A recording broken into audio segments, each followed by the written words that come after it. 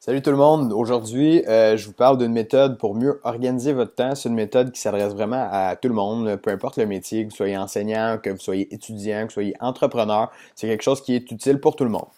Donc, premièrement, cette méthode-là, elle va vous permettre d'avoir un meilleur équilibre entre votre vie professionnelle et entre votre vie personnelle. Ça va aussi faire de vous quelqu'un de plus sharp, de plus organisé, donc plus apprécié des gens alentour de vous.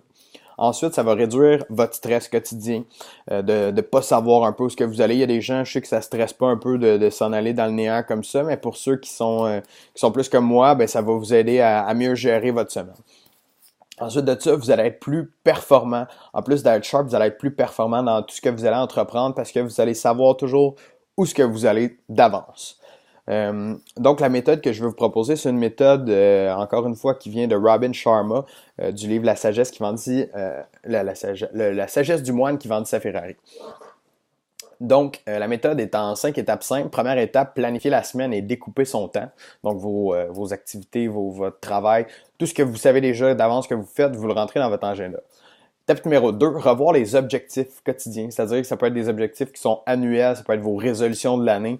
Tous vos objectifs, les rétablir, mettre des deadlines, mettre le plus d'informations possible par rapport à vos objectifs. Ensuite, étape numéro 3, établir des gains hebdomadaires qu'on appelle, on peut aussi dire des activités hebdomadaires, des choses que vous allez faire dans la semaine ou que vous devez faire dans la semaine, que ce soit pour atteindre vos objectifs ou que ce soit des choses un petit peu plus personnelles.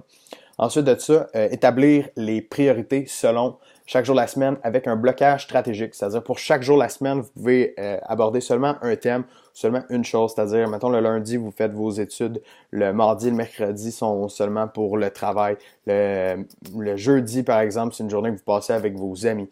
Le vendredi, c'est une journée que vous faites seulement de l'acquisition de nouveaux clients, par exemple. Peu importe le domaine, il s'agit d'avoir un thème propre à chaque journée de la semaine. Ensuite, dernier point, réflexion sur la semaine passée. Donc, revoir vos bons coups, revoir les mauvais coups de la semaine passée, qu'est-ce qui a mieux fonctionné, qu'est-ce qui a moins bien fonctionné, et ensuite faire des petites modifications dans votre horaire, que ce soit à l'heure que vous vous levez, si ça ne vous convient pas, faire une petite modification là-dessus. Donc, si vous voulez avoir un peu plus de détails, je présente aussi 2 calendriers que je vous propose d'utiliser qui vont super bien. Tout ça va être dans l'article en dessous ici. Donc, merci beaucoup d'écouter les vidéos et de lire les articles. Si vous avez des questions, quoi que ce soit, des commentaires, n'hésitez pas à en faire. Au revoir, bonne soirée ou bonne journée à vous en fait.